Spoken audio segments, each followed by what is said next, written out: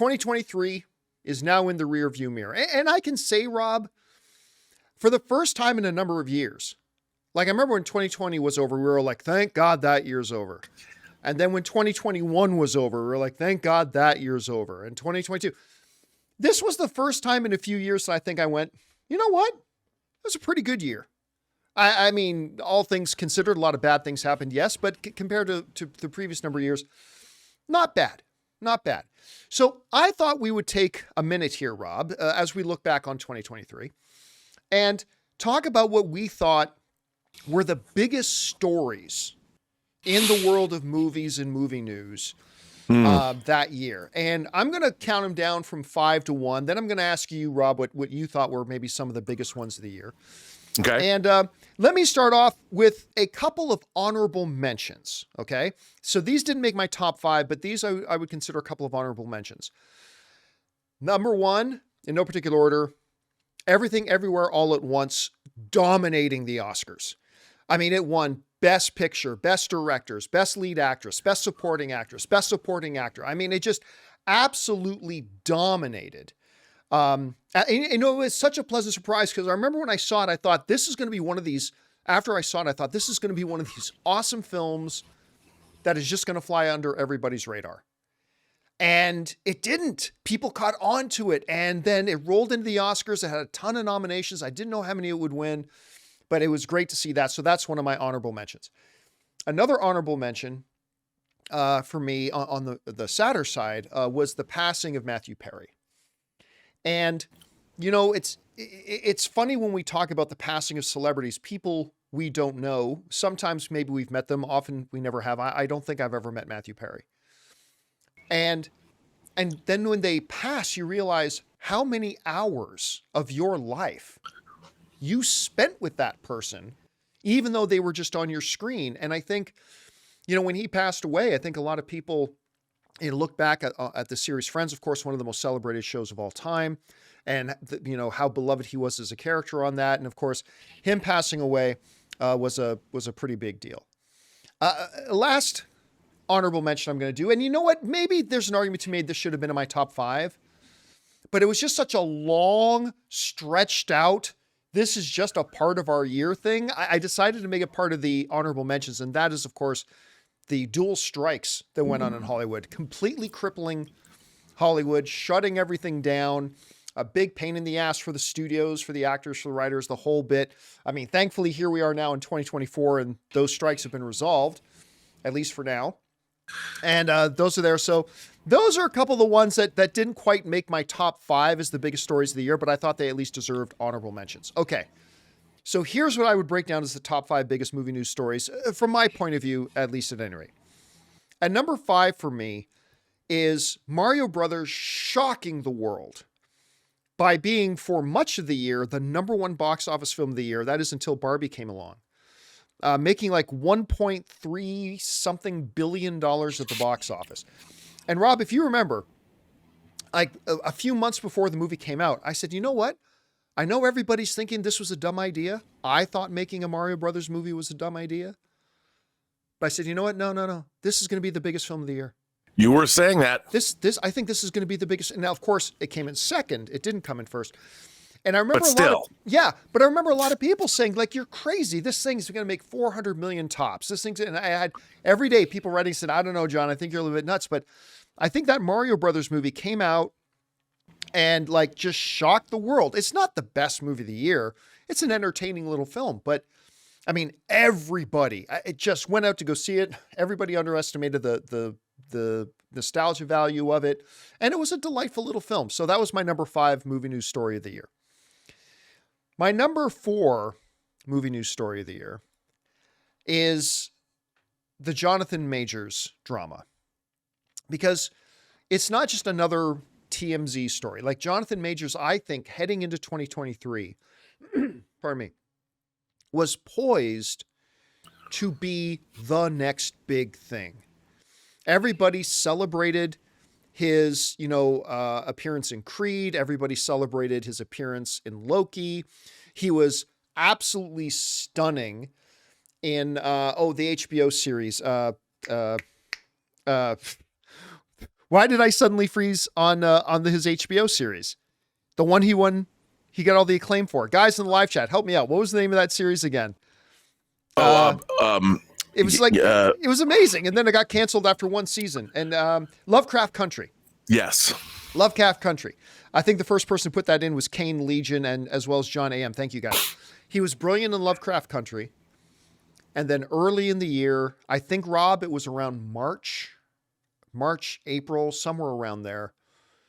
The report came out that he had been arrested and all this kind of stuff happened. And, you know, it's going to be really interesting to see what happens to Jonathan Majors going forward, because I did an editorial video on this, kind of breaking down what he was and what he wasn't guilty of. And, you know, ultimately the jury found that Jonathan Majors did not intend to cause harm or physical pain to somebody, but that through his own reckless and careless actions, he did cause harm, but he didn't intend to. So it's going to be one of these things that I think is going to be really interesting to see moving forward, how Jonathan Majors' career, I mean, it's going to take a big hit in the short term, but I wonder, with the fact of what he was found guilty of, which was recklessness, as opposed to what he was found not guilty of, which was intent, to see how that will play out further down the line. But I mean, clearly with him supposed to have been Kang for the MCU, the big baddie moving forward, I think that takes the spot as number 4 on my list. All right, let's go on to number 3. My number 3 biggest story of the year was the absolute flopping of a number of high profile comic book movies. Now, we had come to expect that, oh yeah, the odd DC film will struggle at the box office. But the fact that all of them, and they weren't alone in the floppage coming out, because you're talking about Shazam 2 only made $133 million. The Flash made $270 million. The Marvels, so on the Marvel side, the Marvels only made $205 million. Blue Beetle only made $129 million. Now remember, these are numbers that we are accustomed to hearing as the opening weekend numbers for big comic book films, right? So Blue Beetle made $129 million. And as of right now this is only current, but after a couple of weeks out, Aquaman 2, you know, the first one was $1 billion film, sitting at $258 million.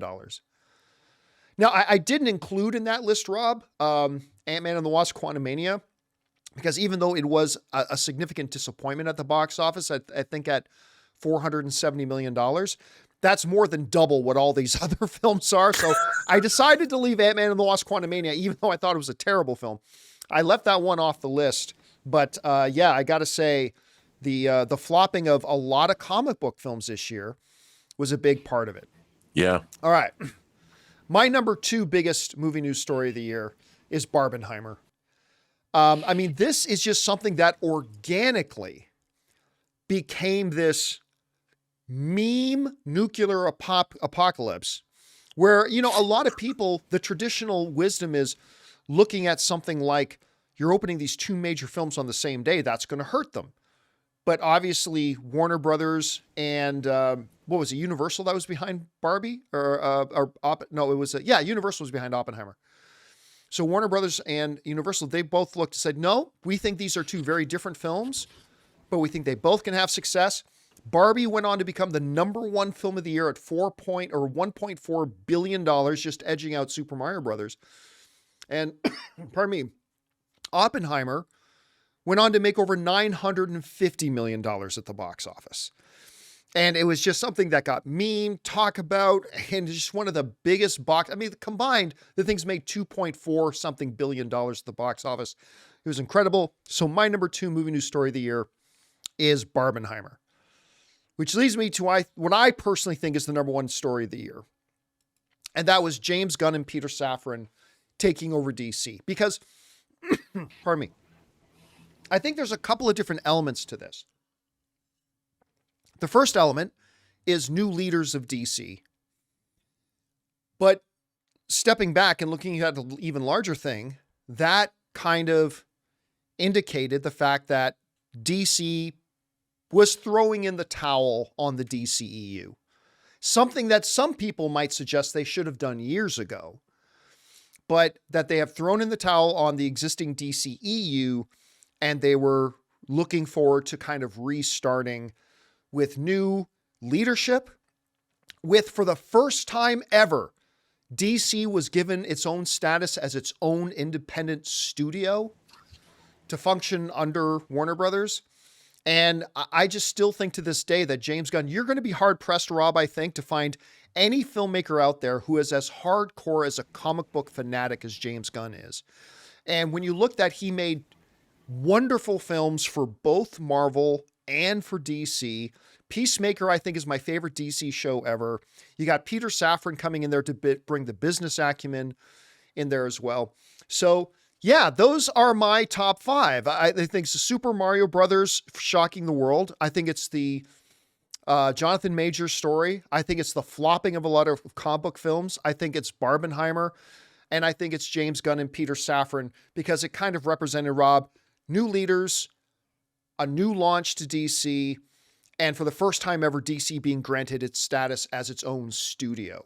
So a lot of big things, a lot of things I'm sure I left off. Guys, we want to take a second to thank a sponsor of this video, Mint Mobile. On average, it takes about 30 days for a person to break their New Year's resolution. So if saving money was on your 2024 list, your odds aren't looking that great. Luckily, I have a 100% guaranteed way to save you money this year. Just switch to Mint Mobile. For a limited time, wireless plans from Mint Mobile are $15 a month when you purchase a 3-month plan. That's unlimited talk, text, and data for $15 a month. I've told you guys many times that after switching to Mint Mobile, I am spending less than a third on my cell bill than I used to with a major carrier. Say goodbye to your overpriced wireless plans, jaw-dropping monthly bills, and unexpected overages. All Mint plans come with unlimited talk and text plus high-speed data delivered on the nation's largest 5G network. And don't worry about having to change phones or numbers. Use your own phone with any Mint Mobile plan and bring your phone number along with all your existing contacts. So guys, to get this new customer offer and your new 3-month unlimited wireless plan for just $15 a month, go to mintmobile.com/Campea. That's mintmobile.com/Campea. Cut your wireless bills to $15 a month at mintmobile.com/Campea. Additional taxes, fees, and restrictions apply.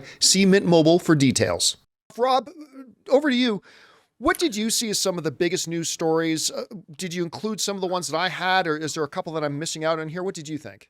Well, I think one of the things that struck me is the devaluation of some of these companies in terms of their, like Disney, for instance, their stock price, their high back in February was $113 a share.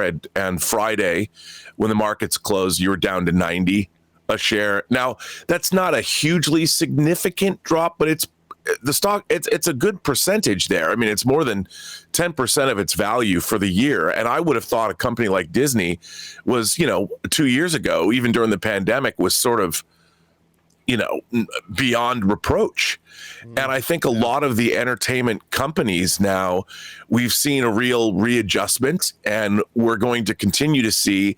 Everyone went all in on streaming, and we had obviously the combination of Disney taking over Fox, which we saw Warner Brothers and Disney both celebrate their 100th anniversaries in 2023 without a lot of fanfare. I mean, Disney's Wish movie that came out, which was supposed to celebrate the entire animation legacy, didn't do well. And I really think that the core values of these companies have sort of been lost. And that was something I didn't really see coming. And, with the entertainment landscape constantly changing, and streaming did not turn out to be as bulletproof as people thought.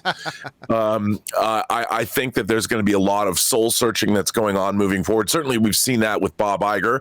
Bob Iger's return to Disney has been anything but wildly successful, and he's weathering a storm that is continuing on. So it's going to be, I think that was while it might not have been headline grabbing, it's been an ongoing problem for both Warner Brothers and for Disney, and we'll see where Paramount as well, and also on death's door. 100%. And I wouldn't have seen that coming in 2023. But on the other hand, we also 2023 did have a pretty vibrant box office, considering. Sneakily so, so, because when I know what you're referring to. When I saw the news come out, that in the final week there, the box office in 2023 crossed $9 billion. I was like, really? Like that kind of caught me by surprise. Well, I think another thing that it's not necessarily headline grabbing, but I thought that 2023 wound up being a pretty terrific year for movies. For me, I loved movies like Past Lives. I enjoyed things like Saltburn. I loved Oppenheimer. I even liked Barbie. Like you said, Super Mario Brothers surprised. And there was a lot of great indie films. We had films from Michael Mann in Ferrari, which I actually really liked. Even though I didn't love, after we saw clips of it at CinemaCon, I was really excited for Napoleon. I'm waiting to see that 4-hour version. But we got Ridley Scott, Martin Scorsese, Michael Mann, all doing movies again, which, these guys are in their 80s. And it's incredible that they're still making movies. And while I thought they were varying degrees of quality, it's still great to see these guys out there making adult-oriented films, taking big swings, and they're still making stuff. Seeing low-budget horror like Talk to Me, direct two brothers coming out of making movies or making videos for TikTok and Instagram and social media, parlaying that into horror success with their first feature.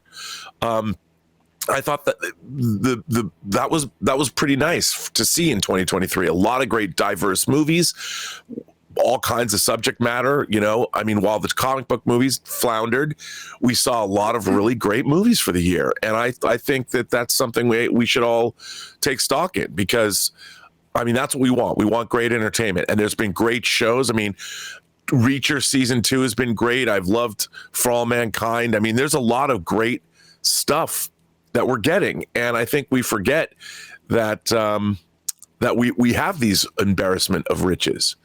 We're so quick to just poo-poo everything, but we're getting some really good stuff, and I'm really looking forward to.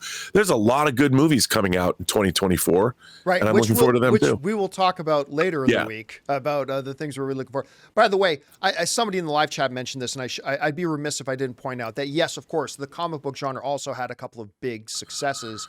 Obviously, with Guardians of the Galaxy 3, the Amazing Spider or Across the Spider-Verse, stuff like that. So for sure, but clearly a disproportionate number of big flops. So there's that. So guys, those are our big stories. What we thought were the big stories of 2023. What do you guys think? Did we leave any off the list that you thought should have been mentioned? Go ahead and leave your thoughts as to what you thought about that. Hey guys, thanks so much for watching this video. Make sure you like the video, leave a comment, and subscribe to our channel. And don't forget, we have a daily podcast called the John Campea Show podcast, available on Apple Podcasts, Spotify, or your favorite podcasting app of choice. Go and subscribe to it today so it'll be there when you need it.